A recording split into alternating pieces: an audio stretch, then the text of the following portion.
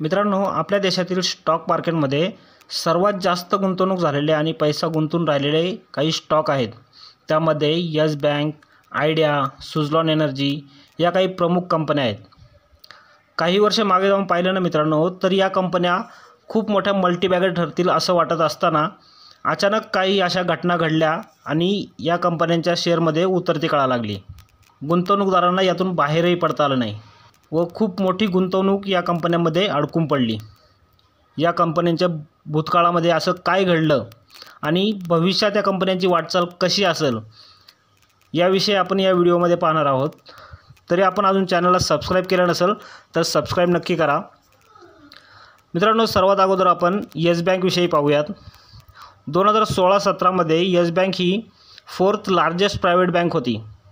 मार्केटमध्ये सगळ्यांना वाटत होतं की काही दिवसात ही बँक HDFCलाही मागे टाकून पुढे निघून जाईल। 2010 मध्ये 10 रुपयावर असणाऱ्या कंपनीच्या शेअरची प्राइस 2018 मध्ये 400 रुपयाच्या वरती पोहोचली होती। परंतु पुढच्या 2 वर्षात म्हणजे 2020 मध्ये हा शेअर पुन्हा 9 रुपयावर येऊन पोहोचला होता। आता हे असं का घडलं होतं मित्रांनो, तर या बँकेचे 2 संचालक होते, एक राणा कपूर आणि अशोक कपूर। यापैकी अशोक कपूर यांचा मृत्यू झाल्यानंतर राणा कपूर यांचं एक हाती वर्चस्व या बँकेवरती आलं आणि यांनी काही चुकीचे निर्णय घेतले। चुकीच्या पद्धतीने कर्ज वितरण करायला सुरुवात केली। यापैकी बरेचसे कर्ज हे सिक्युरिटी शिवाय वाटप करण्यात आलं होतं आणि त्यामुळे बँकेचा NPA वाढत गेला। NPA म्हणजे नॉन परफॉर्मिंग ॲसेट। परंतु हे राणा कपूर यांनी बँकेच्या बॅलन्स शीटमध्ये दाखवायचं टाळलं। बँकेच्या बॅलन्स शीटमध्ये NPA दाखवला जात नव्हता, त्यामुळे बँकेच्या शेअरची प्राइस वाढत होती। परंतु रिझर्व्ह बँकेकडे काही NPA बाबत बऱ्याच तक्रारी यायला सुरुवात झाली। या तक्रारी आल्यानंतर 2018 मध्ये रिझर्व्ह बँकेने कारवाई करायला सुरुवात केली आणि राणा कपूर यांना संचालक पदावरून हटवण्यात आलं। यानंतर लोकांनी आपल्या ठेवी काढून घ्यायला सुरुवात केली आणि पुढच्या 1-2 वर्षात बँक पूर्णपणे कोलॅप्स होईल असं वाटायला लागलं। यानंतर 2020 मध्ये सरकारने यामध्ये हस्तक्षेप केला आणि LIC आणि SBI यांना यामध्ये स्टेक्स घ्यायला सांगितलं। यानंतर बँक तारली गेली। आता सद्यस्थितीत पाहिलं तर बँकेच्या कारभारामध्ये बऱ्यापैकी सुधारणा होताना दिसत आहे। बँकेचं कामकाज सुरळीत चालू आहे। पुन्हा बँकेच्या ठेवीमध्ये, कर्ज वितरणामध्ये व कर्ज वसुलीमध्ये सुधारणा होताना दिसत आहे। यामुळे पुन्हा एकदा बँकेचा शेअर प्राइसमध्ये वाढ होताना आपल्याला दिसत आहे। काही दिवसामध्ये ही बँक पुन्हा चांगले मूवमेंट देऊ शकते असं चित्र आहे। यानंतर पाहूया आयडिया या कंपनीविषयी। काही वर्षापूर्वी बिर्ला ग्रुपची सर्वात मोठी कंपनी होती। या कंपनीचं मार्केट कॅप 1.3 लाख करोड रुपये एवढं होतं। 2008, 9, 10 या काळामध्ये कंपनीने टेलिकॉममध्ये खूप जोरात सुरुवात केली होती। 2015 कंपनीच्या शेअरची किंमत जी होती ती 125 रुपयांच्या पुढे गेली होती। परंतु नंतर कंपनीला उतरती कळा लागली। त्याचं झालं असं की 2Gच्या काळामध्ये कंपनीने जे लायसन्स मिळवले ते खूप महाग घेतले होते। याच्यामध्ये आपल्याला 2G स्पेक्ट्रम घोटाळाही आठवत असेल। हे लायसन घ्यायला बरेच कर्ज घ्यावं लागलं आणि दुसरा विषय असा की जिओ लॉन्च झालं तरी या कंपनीने आपल्या सर्व्हिसेस होत्या त्या अपडेट केल्या नाही। त्यानंतरचा विषय असा की सरकारने रेट्रोस्पेक्ट्रम टॅक्स लावला।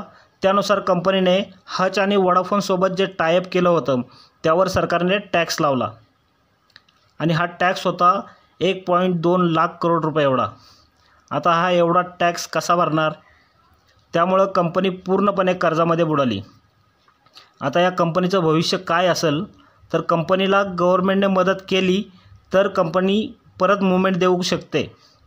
परंतु जर यांना टॅक्समध्ये सवलत दिली तर यांच्या कॉम्पिटिटर असलेल्या जिओ, एअरटेल अशा कंपन्या यांनाही गव्हर्नमेंटनं मदत करावी लागेल। त्यामुळं गव्हर्नमेंट कितपत यांना मदत करू शकतं याच्यावर कंपनीचं भविष्य अवलंबून आहे। यानंतर आपण पाहूया सुझलॉन विषयी। 2005 मध्ये कंपनी सुरू झाली। रिन्युएबल एनर्जीमध्ये काम करत असताना या पवनचक्कीकरता लागणारे स्पेअर पार्ट बाहेरून विकत घ्यायला लागायचे, परंतु ते खूप महाग पडायचे। त्यानंतर 2008 नंतर या कंपनीने स्पेअर पार्ट बनवणाऱ्या कंपन्याच ॲक्वायर करायला सुरुवात केली। आता या कंपन्या ॲक्वायर करत असताना जो पैसा लागत होता तो कंपनी कर्ज काढून भरत होती। रिन्युएबल या क्षेत्रामध्ये सरकारकडूनही चांगल्या प्रकारे सबसिडी भेटत होती। त्यामुळे कंपनी खूप जोरात चालायला सुरुवात झाली आणि 2008मध्ये या कंपनीच्या शेअरची प्राईस 450च्या पुढे जाऊन पोचली. पण नंतर कंपनीने ॲक्वायर करण्याच्या नादामध्ये या कंपनीचं कर्ज एवढं वाढलं आणि सरकारनेही यामध्ये सबसिडी देण्याचं बंद केलं. असा दोन्हीकडून फटका बसल्यामुळे कंपनीला उतरती कळा लागली आणि या शेअरची प्राईस पुढील काही वर्षामध्ये अगदी 2 रुपयाच्याही खाली जाऊन पोचली. मागील काही दिवसापासून सरकारने पुन्हा रिन्युएबल एनर्जीला प्रोत्साहन द्यायला सुरुवात केली आहे आणि त्यामुळे कंपनीचे मोठमोठे स्टेक घेणारे काही इन्व्हेस्टर मिळाले. त्यातून जो पैसा उभा राहिला त्यातून कंपनीने आपले काही कर्ज फेडायला सुरुवात केली आणि त्यामुळं कंपनीच्या शेअर प्राईजमध्ये आपल्याला पुन्हा एकदा वाढ होताना दिसत आहे. मागील 7-8 महिन्यामध्ये पाहिलं तर कंपनीच्या शेअर प्राईजमध्ये 700 ते 800% वाढ झालेली आपल्याला पाहायला मिळत आहे. खरं तर रिन्युएबल एनर्जी सेक्टरमध्ये 2026-27पर्यंत या शेअरची प्राईस ही 100 रुपयापर्यंत जाऊ शकते असा अंदाज बांधण्यात आहे. तर मित्रांनो, हे झालं या तीनही कंपन्यांविषयी सविस्तर माहिती. मित्रांनो, या व्हिडिओमध्ये दिलेली माहिती आपल्याला आवडल्यास व्हिडिओला लाईक नक्की करा आणि चॅनलला सबस्क्राईब करायला विसरू नका. धन्यवाद.